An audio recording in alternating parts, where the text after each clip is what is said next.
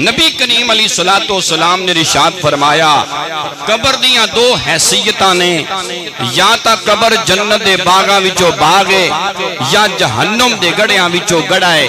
عرض کیتی یا رسول اللہ صلی اللہ علیہ وسلم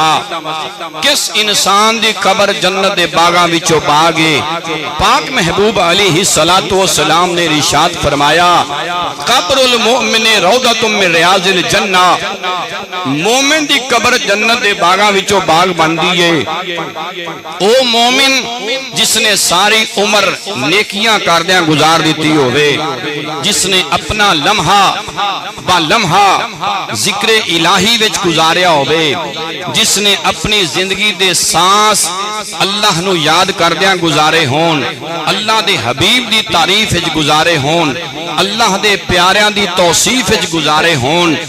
اس بندہ مومن واسطے قبر جنت دے باغاں وچوں باغ بن جاندی ہے۔ سونیا تے جہنم دا گڑا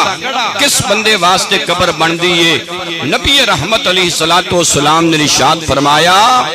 جیڑا بندہ دنیا تے رہ کے رب نو یاد نہ کر سکیا، جیڑا بندہ دنیا تے رہ کے رب دے حبیب نو یاد نہ کر سکیا،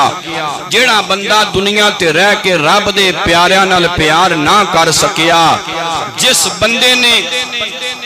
کسی دا حق کھادا ہوئے گا، جس بندے نے جھوٹ بولیا ہوئے گا،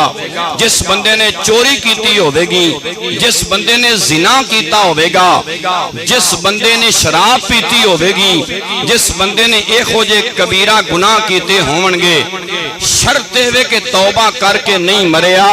نبی پاک علیہ السلام نے فرمایا پاویں کلمہ پڑھدا رہیا ہے او دی قبر جہنم دے گڑیاں وچوں ماذ اللہ گڑا بن جائے گی۔